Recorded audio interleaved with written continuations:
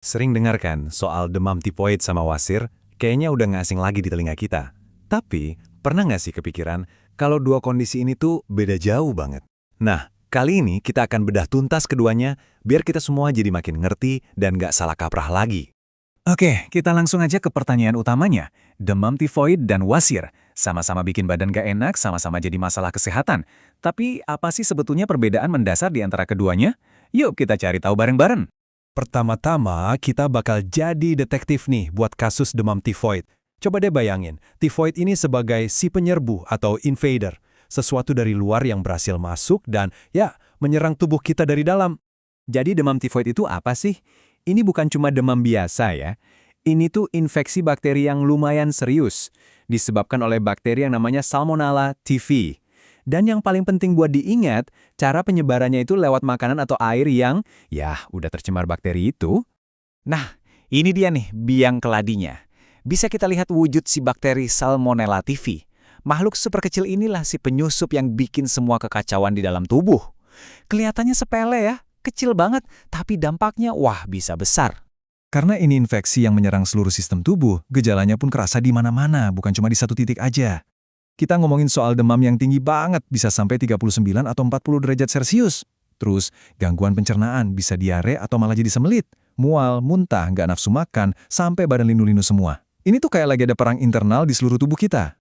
Terus gimana ceritanya seseorang bisa terinfeksi? Faktor resikonya ini erat banget kaitannya sama lingkungan dan kebersihan.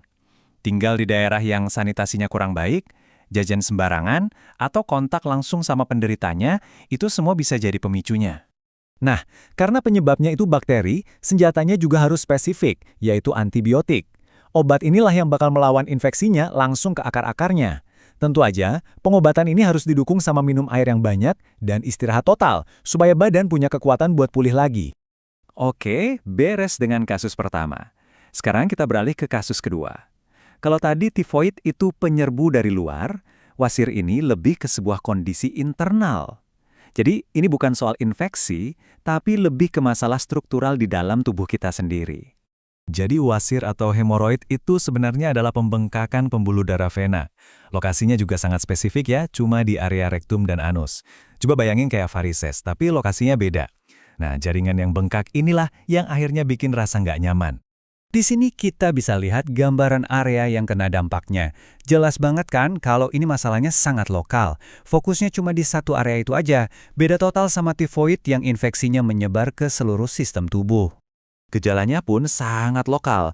Biasanya penderitanya akan ngerasain nyeri, atau rasa panas, gatal, bengkak, sampai kadang berdarah pas buang air besar. Semuanya terjadi di sekitar area anus.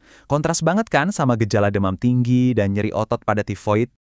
Terus, apa sih yang bikin kondisi ini muncul?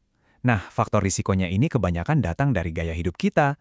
Kebiasaan duduk lamaan, pola makan yang kurang serat jadi susah buang air besar, sampai obesitas. Semua itu bisa meningkatkan tekanan pada pembuluh darah di area tersebut dan akhirnya memicu wasir. Karena penyebabnya bukan bakteri, cara ngobatinnya juga jelas beda. Nggak perlu antibiotik di sini. Penanganannya lebih fokus ke perubahan gaya hidup. Misalnya perbanyak makan serat dan penggunaan obat oles buat meredakan gejala lokalnya. Baru deh, kalau kasusnya udah parah, mungkin butuh tindakan medis. Oke, sekarang inilah momen yang kita tunggu-tunggu. Mari kita sandingkan keduanya, side by side, dan kita lihat perbedaannya secara langsung. Di sini, semuanya bakal jadi jelas banget. Oke, mari kita bandingkan ya. Tifoid itu disebabkan oleh bakteri, wasir, pembengkakan pembuluh darah. Gejala tifoid menyerang seluruh tubuh, demam, nyeri otot. Sementara gejala wasir cuma terasa di satu area aja. Dan tentu pengobatannya, tifoid butuh antibiotik, wasir butuh perbaikan gaya hidup. Beda total kan? Ngerti bedanya itu penting, tapi yang lebih penting lagi adalah gimana cara kita mencegahnya. Karena penyebabnya aja udah beda, cara pencegahannya pun sama sekali nggak sama. Disinilah pengetahuan jadi kekuatan kita. Kabar baiknya, mencegah kedua kondisi ini sebetulnya ada di tangan kita sendiri. Kuncinya cuma satu, terapkan kebiasaan harian yang tepat untuk masing-masing masalah. Nah, ini rangkumannya. Buat mencegah tifoid, fokusnya adalah kebersihan. Rajin cuci tangan, pastikan makanan dan minuman kita bersih. Sementara untuk mencegah wasir, fokusnya ada di gaya hidup. Perbanyak serat, minum air yang cukup, dan aktif bergerak. Dua jalur pencegahan yang sangat berbeda. Nah, setelah kita bedah tuntas semuanya, sekarang pertanyaannya kembali ke Anda. Dari semua kebiasaan sehat tadi, langkah mana nih yang bakal Anda mulai terapkan hari ini? Karena pada akhirnya, kesehatan kita itu dimulai dari langkah-langkah kecil yang kita ambil setiap hari.